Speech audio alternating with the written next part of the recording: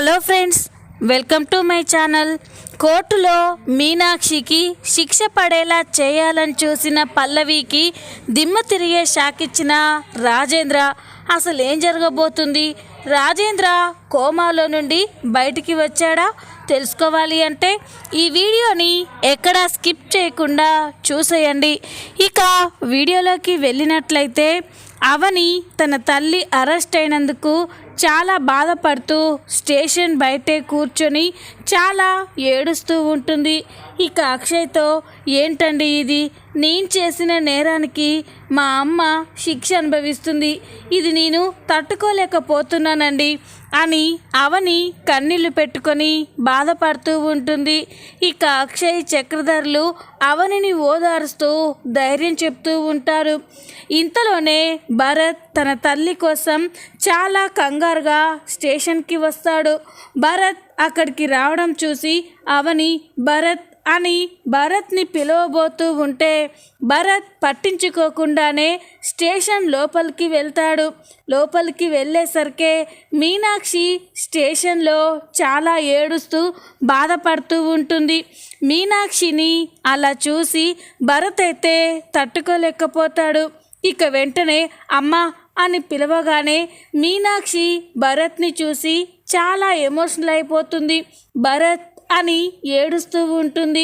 అమ్మా, ఏంటమ్మా నువ్వు ఈ నేరాన్ని నీ నెత్తిపైన వేసుకొని ఇలా అరెస్ట్ అవ్వడం ఏంటమ్మా అని భరత్ అంటూ ఉంటే ఇక మీనాక్షి, రే, నా కళ్ళ ముందే నా కూతుర్ని అరెస్ట్ చేసి తీసుకొస్తూ ఉంటే ఎలా చూస్తూ ఊరుకోనరా? ఏ తల్లైనా కూడా పిల్లలకి ఏ కష్టం రాకుండా చూసుకుంటుంది. ఏదైనా ఆపద వస్తే అది తన వరకు రావాలి, కానీ తన పిల్లల దగ్గరికి వెళ్ళొద్దు అని అనుకుంటుంది. నేను కూడా అదే చేశానురా. నా కూతురు అవనికి చాలా భవిష్యత్తు ఉంది. తన జీవితం ఇలా జైల్లో ఉండకూడదు.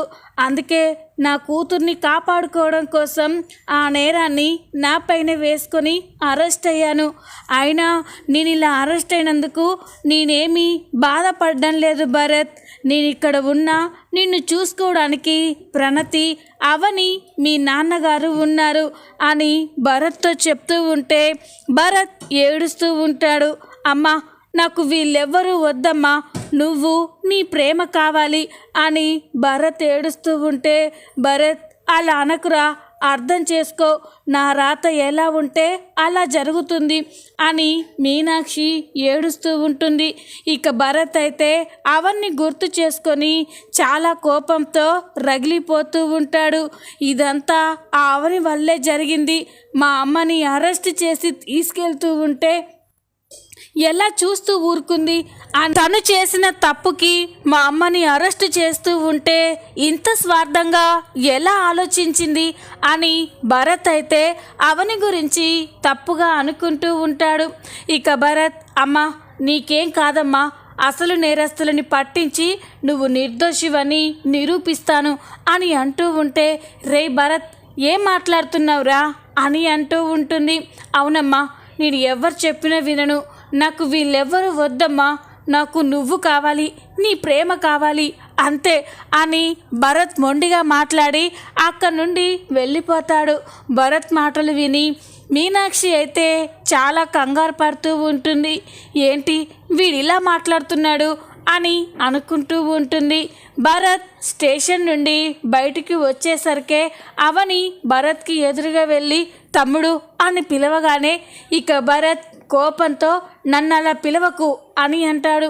అది విని అవని, అక్షయ్, చక్రధర్లు షాక్ అయిపోతారు. ఇక అవని, రే, ఏం మాట్లాడుతున్నావురా? నువ్వు నా సొంత తమ్ముడివి, నిన్ను తమ్ముడు అని పిలవకుండా ఎలా ఉంటాను అని అంటూ ఉంటే, నేను నీ తమ్ముడు అనుకుంటున్నావేమో కానీ నువ్వు నా అక్క అని నేను అనుకోవడం లేదు అని భరత్ అంటాడు. ఈ కావని అయితే ఒక్కసారిగా షాక్ అయిపోతుంది.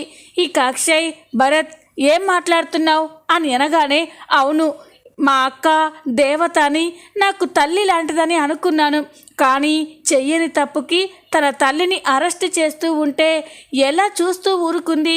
తను చేసిన తప్పుకి మా అమ్మని అరెస్ట్ చేస్తూ ఉంటే ఎలా మౌనంగా ఉంది అంటే మా అమ్మ ఏమైపోయినా పర్వాలేదు, తాను మాత్రం బాగుండాలని స్వార్థంగా ఆలోచించింది అని భరత్ అంటూ ఉంటే ఈ కావని, లేదు భరత్, అమ్మకి నేను ఎంతగానో నచ్చజెప్పానురా, కానీ వినకుండా ఆ నేరాన్ని తన నెత్తిపైన వేసుకొని అరెస్ట్ అయ్యింది, అర్థం చేసుకో భరత్ అని అంటూ ఉంటే, చాలు, నువ్వేంటో నీ బుద్ధి ఏంటో నాకు ఇప్పుడిప్పుడే అర్థమవుతుంది. నువ్వు దేవత అనుకున్నాను, నిన్ను ఎంతగానో ప్రేమించాను, కానీ అదంతా అబద్ధమని నాకు ఇప్పుడే అర్థమైంది. అయినా నువ్వు అమ్మని అరెస్టు చేస్తూ ఉంటే చూస్తూ ఊరుకున్నావేమో, కానీ చెయ్యని నేరకి అమ్మకి శిక్ష పడితే మాత్రం నేను చూస్తూ ఊరుకోను. నువ్వు చేసిన ఆ నేరాన్ని రుజువు చేసి నిన్ను జైలుకు పంపిస్తాను, చేసిన తప్పుకి శిక్ష అనుభవించేలా చేస్తాను. తల్లిలా చూసుకున్న రాజేశ్వరి అమ్మని ఎలాగో లేకుండా చేశావు, ఇప్పుడు నా కన్న తల్లైన మా అమ్మని కూడా ఇలా అరెస్టు చేయించి తల్లి ప్రేమకి దూరం చేయాలని చూస్తున్నావా అని భరత్ అంటూ ఉంటే అవని, చక్రధర్, అక్షయ్లు ఒక్కసారిగా షాక్ అయిపోతారు. ఇక భరత్ అలా కఠినంగా మాట్లాడి అక్కడి నుండి వెళ్ళిపోతాడు. భరత్ మాటలు విని అవని అయితే కుల్లి కుల్లి ఏడుస్తూ ఉంటుంది. ఇక చక్రధర్, అక్షయ్ అవనిని ఓదారుస్తూ ఉంటారు. ఇక అవని, ఏంటి నాన్న, నా తమ్ముడేనా ఇలా మాట్లాడేది? ఒకప్పుడు నేనంటే ప్రాణం ఇచ్చే తమ్ముడు ఇప్పుడు ఇలా మాట్లాడడం ఏంటి నాన్న, నేను నమ్మలేకపోతున్నాను అని అవని బాధపడుతూ ఉంటే ఇక చక్రధర్, ఇదంతా భరత్ అన్న మాటలు కాదమ్మా, పల్లవియే భరత్కి ఉన్నవి లేనివి చెప్పి ఇలా నీ మీదికి ఉసుగొలిపింది. ఇవన్నీ భరత్ మాట్లాడాడేమో, కానీ దీని వెనుక పల్లవియే మొత్తం భరత్ని ఉసుగొల్పింది అని చక్రధర్ అనేసరికే అవనికి కోపం వస్తూ ఉంటుంది. ఏంటి నాన్న అని అంటూ ఉంటే, అవునమ్మా, పల్లవి భరత్ని మొత్తం కూడా తన గ్రిప్పులో పెట్టుకోవాలని చూస్తుంది. భరత్ని నీ కుటుంబానికి మనందరికీ దూరం చేయాలని చూస్తుంది అని అంటూ ఉంటే ఈ కవనికి కోపం వస్తూ ఉంటుంది. అవును నాన్న, నువ్వు చెప్పేది నిజమే, పల్లవిని ఇలా వదిలేస్తే కుదరదు, ఇప్పుడే వెళ్ళి తేల్చుకుంటాను అని అవని అయితే చక్రధర్, అక్షయ్ ఎంత ఆపినా ఆగకుండా పల్లవి దగ్గరికే కోపంగా బయలుదేరుతుంది. ఇక ఇంట్లోకి వెళ్ళి పల్లవి పల్లవి అని పిలుస్తూ ఉంటే ఇక పల్లవి అయితే మేడ మీద నుండి కిందికి వస్తూ ఉంటుంది. ఈ అవనిని చూసి పల్లవి కోపంతో రగిలిపోతూ ఉంటుంది. అవని కూడా పల్లవిని కోపంగా చూస్తూ ఉంటుంది. ఇక పల్లవి అవని దగ్గరికి వచ్చి, ఏంటి ఇలా వచ్చావు అని అంటూ ఉంటే, పల్లవి, ఏం చేశావు నువ్వు?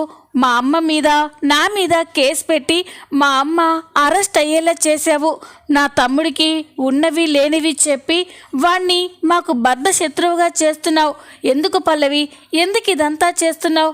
నిజంగా చెప్తున్నాను, తల్లి లాంటి రాజేశ్వరి పిన్నిని నేను చంపలేదు పల్లవి అని అంటూ ఉంటే ఇక పల్లవి నవ్వుతూ, నాకు తెలుసు అవని, నువ్వు మా అమ్మని చంపలేదు అని అనగానే అవని ఒక్కసారిగా షాక్ అయిపోతుంది. ఏంటి పల్లవి, ఏమన్నావు అని అనగానే, అవును, ఆ రోజు మా అమ్మ మీ అమ్మని చంపబోయింది, నువ్వు మా అమ్మని గట్టిగా తోసేశావు. అప్పుడు మా అమ్మ మళ్ళీ బ్యాలెన్స్ చేసుకొని నిలబడే ఉంది. మళ్ళీ మీ అమ్మ మీదకి వెళ్తూ ఉంటే ఒక్కసారిగా కాలు స్లిప్ అయ్యి అక్కడే ఉన్న బండ పైన పడిపోయింది. అదంతా నేను చూశానవని. నువ్వు తోయడం వల్ల మా మామ్ చనిపోలేదు, మా మామే తనంతట తానుగా కాలు స్లిప్ అయిపోయి పడిపోయింది అని అనగానే అవని ఒక్కసారిగా షాక్ అయిపోతుంది. ఇక వెంటనే, ఇంత తెలిసి కూడా నేను మా అమ్మ ఏ తప్పు చేయలేదని నువ్వు చూసినా కూడా ఎందుకు మళ్ళీ మా మీద కేసు పెట్టావు అని అవని అనగానే, నీ మీద మీ అమ్మ మీద ప్రతీకారం తీర్చుకోవడానికి. మా అమ్మ ప్రాణాలు నీ వల్ల పోలేదేమో, కానీ మా అమ్మ ఎంతో వేదన, ఎంతో మనోవేదన అనుభవించింది. తన భర్తని తనకి దూరం చేసి మా మామ్ జీవితాన్ని నాశనం చేసి మీరు సంతోషంగా ఉన్నారు. అందుకే మా అమ్మని మీరు శారీరకంగా చంపకపోవచ్చు, కానీ మానసికంగా మా అమ్మని నువ్వు మీ అమ్మే చంపేశారు.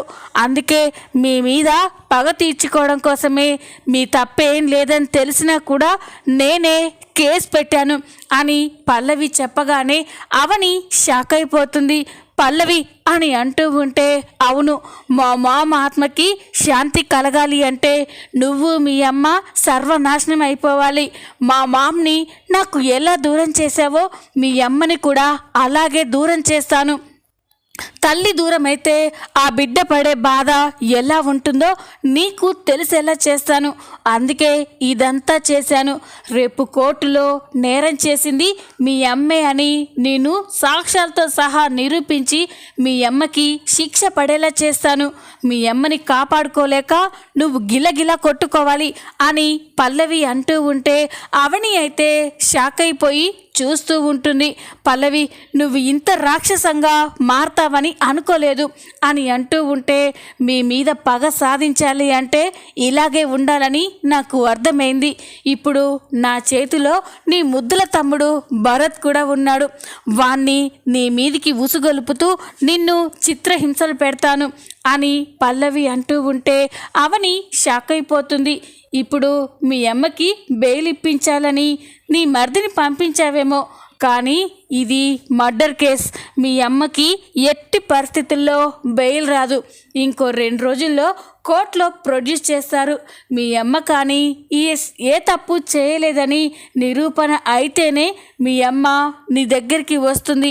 లేకపోతే శిక్ష పడి జీవితాంతం చచ్చేంతకాలం జైల్లోనే ఉంటుంది అని అనగానే అవని షాక్ అయిపోయి చూస్తూ ఉంటుంది. చూడు పల్లవి, మా అమ్మ ఏ తప్పు చేయలేదు. అలాంటిది మా అమ్మకి శిక్ష పడేలా ఎలా చేస్తాననుకున్నావు? ఎప్పుడు కూడా ఎన్ని ఎత్తులు వేసినా, ఎన్ని కుట్రలు చేసినా ఎప్పుడు మోసం మీద నిజాయితీ గెలుస్తుంది. ఇప్పుడు కూడా అదే జరుగుతుంది పల్లవి. మా అమ్మని నిర్దోషి అని నిరూపించి క్షేమంగా బయటికి తీసుకొస్తాను అని అనగానే, అది నువ్వు చేయలేవు అవని అని పల్లవి అంటుంది.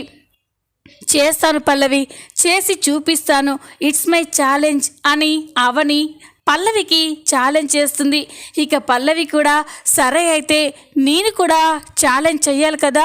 మీ అమ్మ మా అమ్మని చంపింది అని సాక్ష్యాలతో సహా నిరూపించి మీ అమ్మ జీవితాంతం జైల్లోనే చచ్చేలా నేను చేస్తాను. ఇది నా ఛాలెంజ్ అని పల్లవి అవని ఇద్దరూ కూడా ఒకరికొకరు ఛాలెంజ్ చేసుకుంటూ ఉంటారు. ఇక అవని అయితే చాలా కోపంగా అక్కడి నుండి వెళ్ళిపోయి వస్తుంది.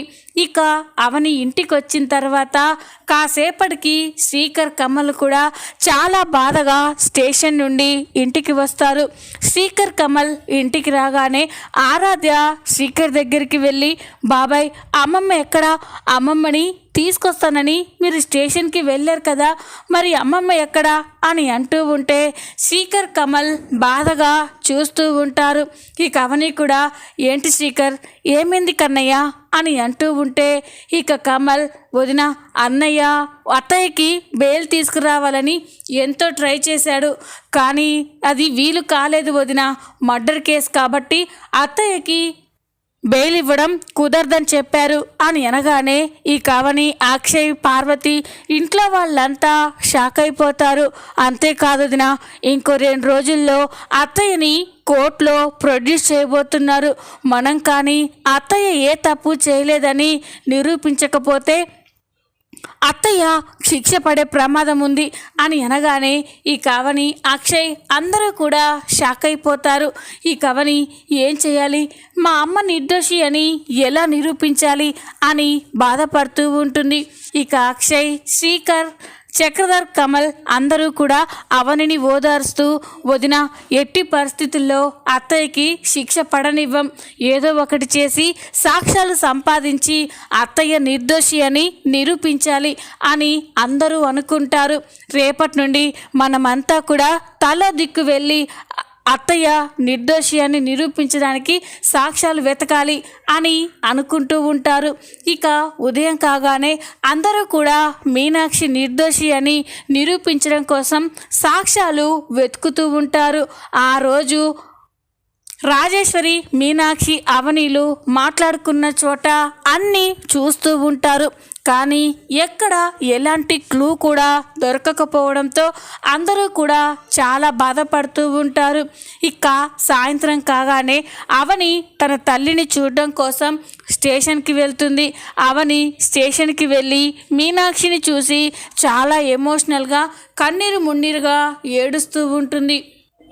ఇక మీనాక్షి కూడా అవన్నీ చూసి ఏమైందమ్మా, ఎందుకు బాధపడుతున్నావు అని అంటూ ఉంటే, అమ్మ నాకు భయంగా ఉందమ్మా, నిన్ను రేపే కోర్టులో ప్రొడ్యూస్ చేయబోతున్నారు, నువ్వు నిర్దోషి అని నిరూపించే సాక్ష్యాలు ఒక్కటి కూడా దొరకలేదమ్మా, ఏం చెయ్యాలో అర్థం కావట్లేదు, చెయ్యని తప్పుకి నువ్వు శిక్ష అనుభవిస్తూ ఉంటే నేను ఎలా చూసి తట్టుకోవాలమ్మా అని అవని ఏడుస్తూ ఉంటే, ఇక మీనాక్షి అవనికి ధైర్యం చెప్తూ ఉంటుంది.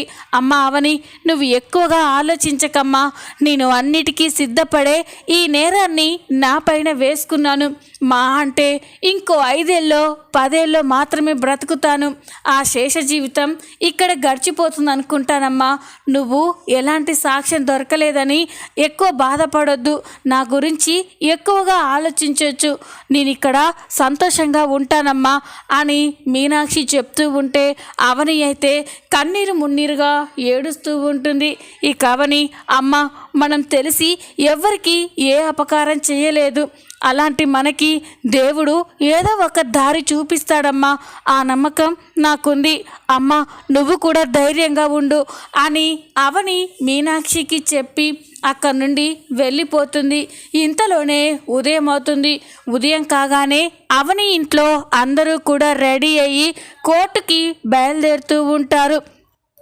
ఈ అవని దేవుడికి పూజ చేసి దేవుడికి దండం పెట్టుకుంటూ, స్వామి మా అమ్మ ఏ తప్పు చేయలేదు, అది నీకు తెలుసు, అది ఎలాగైనా కోర్టులో రుజువయ్యి మా అమ్మ నిర్దోషిగా బయటకు వచ్చేలా నువ్వే చూడు స్వామి అని అవని దేవుడికి దండం పెట్టుకొని ఇక ఇంట్లో వాళ్ళంతా రెడీ అయ్యి కోర్టుకి బయలుదేరుతారు. మరో పక్క పల్లవి కూడా చాలా పక్కా ప్లాన్తో రెడీ అయ్యి కోర్టుకి బయలుదేరుతూ ఉంటుంది. అప్పుడే అవని తన లాయర్కి ఫోన్ చేస్తుంది. ఫోన్ చేసి, చూడు ఈ కేసు కానీ నేను అనుకున్నట్టుగా నువ్వు డీల్ చేస్తే నువ్వు ఎప్పుడూ చూడని డబ్బుని నీకు ఇస్తాను, ఎలాగైనా ఈరోజు కోర్టులో ఆ మీనాక్షి నిర్దోషి అని రుజువయ్యి దానికి శిక్ష పడాలి అని అనగానే, అలాగే మేడం మీరే చూస్తారు కదా అని ఆ లాయర్ కూడా అంటాడు. ఇక అవని కుటుంబం మొత్తం కూడా కోర్టుకి వస్తుంది. పల్లవి, భరత్, ప్రణతిలు కూడా కోర్టుకి వస్తారు. మీనాక్షిని స్టేషన్ నుండి కోర్టులో ప్రొడ్యూస్ చేయడం కోసం తీసుకువస్తూ ఉంటారు. మీనాక్షిని చూసి ఆరాధ్య, అవని, పార్వతి అందరూ కూడా చాలా బాధపడుతూ ఉంటారు. ఇక ఆరాధ్య, అమ్మమ్మ నీకేం కాదు కదా, నువ్వు మళ్ళీ మన ఇంటికి వస్తావు కదా, నాకు ఎప్పట్లాగే బోల్డ్ అన్ని కథలు చెప్తావు కదమ్మమ్మ అని అంటూ ఉంటే ఇక మీనాక్షి ఏడుస్తూ ఉంటుంది.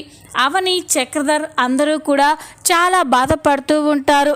అప్పుడే అవని ఆరాధ్య దగ్గరికి వెళ్ళి, అమ్మ మీ అమ్మమ్మ ఖచ్చితంగా ఈరోజు మన ఇంటికి వస్తుంది, నీకు ఎప్పట్లాగానే కథలు చెప్తుందమ్మా అని అనగానే, నిజమా అమ్మా అని అంటుంది. అవును ఆరాధ్య, ఆ దేవుడు ఉన్నాడు కదా, ఆ అమ్మమ్మ నిర్దోషి అని నిరూపిస్తాడు అని అవని అనుకుంటూ ఉంటుంది. కాసేపటి తర్వాత పల్లవి కూడా కోర్టుకి వస్తుంది. అవని ఒక చోట కూర్చొని ఏడుస్తూ ఉండడం చూసి పల్లవి అవని దగ్గరికి వెళ్తుంది. ఇక అవనిని చూసి, ఏంటవని ఎందుకు అంతలా ఏడుస్తున్నావు? ఓహో మీ అమ్మ ఈరోజు దోషి అనే నిరూపణ అయ్యి మీ అమ్మకి శిక్ష పడుతుంది అని ఇప్పుడే ఏడుస్తున్నావా అని అంటూ ఉంటే ఇక అవని అయితే కోపంగా చూస్తూ ఉంటుంది. అయ్యో నువ్వు ఏం చేయలేవని, జరుగుతుంది చూస్తూ ఉండడం తప్ప నీ కళ్ళ ముందే మీ అమ్మ చేయని తప్పుకి శిక్ష అనుభవిస్తూ ఉంటే నువ్వు చూసి అది చస్తూ బ్రతకాలి అని పల్లవి అంటూ ఉంటుంది. ఈ అవని, చూడు పల్లవి, ఏ క్షణంలోనైనా ఏదైనా జరగవచ్చు. చివరి నిమిషంలో మా అమ్మ నిర్దోషి అని నిరూపణ కావచ్చు. నువ్వు రెడీగా ఉండు. పైన దేవుడు అనేవాడుంటాడు. ఎప్పుడూ కూడా అన్యాయం మీద న్యాయమే గెలుస్తుంది అని అంటూ ఉంటే, సరే చూద్దాం అని పల్లవి చాలా వెటకారంగా మాట్లాడుతుంది. ఇంతలోనే ఇక కోర్టు టైం స్టార్ట్ అవుతుంది. మీనాక్షిని బోనును నిలబెట్టి పల్లవి లాయర్ అయితే అన్ని ప్రశ్నలు వేస్తూ ఉంటాడు. మీనాక్షియే రాజేశ్వరిని కావాలని చంపింది అని అన్ని ప్రూఫ్స్ కూడా క్రియేట్ చేస్తూ ఉంటారు. ఇక అవని చక్రధర్ అందరూ కూడా ఏం చేయలేక చాలా బాధపడుతూ ఉంటారు. సరైన సాక్ష్యాలు లేకపోవడంతో శ్రీకర్ కూడా ఏమీ చేయలేకపోతాడు. ఇక మీనాక్షి తప్పు చేసిందని, కావాలనే రాజేశ్వరిని చంపింది అని జడ్జి గారు కూడా నమ్ముతారు. ఇక మీనాక్షికి శిక్ష విధించబోతూ ఉంటే ఇంతలోనే అక్కడికి రాజేంద్ర వచ్చి, ఒక్క నిమిషం యువర్ ఆనర్ అని అంటాడు. రాజేంద్ర అక్కడికి రావడం చూసి జడ్జి గారు అందరూ ఒక్కసారిగా షాక్ అయిపోతారు. రాజేంద్ర కోమాలో నుండి బయటికి రావడం చూసి పార్వతి, అవని, అక్షయ్, చక్రధర్ అందరూ కూడా చాలా సంతోషపడుతూ ఉంటే పల్లవి షాక్ అయిపోయి చూస్తూ ఉంటుంది. ఇదేంటి, మావయ్య కోమా నుండి బయటికి వచ్చాడా అని కంగారు పడుతూ ఉంటుంది. ఇక జడ్జి గారి దగ్గరికి వచ్చి, జడ్జి గారు, నా చెల్లెలు మీనాక్షి ఏ తప్పు చేయలేదు అని అనగానే, చూడండి, కోర్టుకి కావాల్సింది మాటలు కాదు, సాక్ష్యాలు. ఆవిడ ఏ తప్పు చేయలేదని మీ దగ్గర ఏదైనా సాక్ష్యం ఉంటే చూపించండి అని అనగానే ఇక రాజేంద్ర, సాక్ష్యం ఉంది యువర్ ఆనర్, ఇదిగో మీరే చూడండి అని ఇక రాజేంద్ర తన దగ్గర ఉన్న వీడియోని జడ్జి గారికి, కోర్టులో అందరికీ చూపిస్తూ ఉంటాడు. ఆ వీడియోలో ఆ రోజు రాజేశ్వరి మీనాక్షి గొంతు నిలిమి చంపబోతూ ఉంటే అవని రాజేశ్వరిని విదిలించడం, రాజేశ్వరి అలా పక్కకు వెయ్యి మళ్ళీ బ్యాలెన్స్ చేసుకోవడం, మళ్ళీ ఆవేశంగా మీనాక్షి మీదికి వస్తూ ఉంటే కాలు స్లిప్ అయిపోయి రాయిపై పడిపోవడం, అదంతా రికార్డ్ అయి ఉంటుంది. అది చూసి పల్లవి ఒక్కసారిగా షాక్ అయిపోతుంది. సరైన సాక్ష్యం దొరకడంతో అవని, చక్రధర్, మీనాక్షి, అక్షయ్, పార్వతి అందరూ కూడా చాలా సంతోషపడుతూ ఉంటారు. సాక్ష్యంతో సహా మీనాక్షి నిర్దోషి అని నిరూపణ అవ్వడంతో జడ్జి గారు మీనాక్షిని నిర్దోషిగా విడుదల చేస్తాడు. అది చూసి అందరూ కూడా చాలా సంతోషపడుతూ ఉంటారు. చూద్దాం రాబోయే ఎపిసోడ్లో ఏం జరగబోతుందో. ఈ వీడియో కనుక మీకు నచ్చినట్లయితే లైక్ చేయండి, సబ్స్క్రైబ్ చేసుకోండి. Thanks for watching.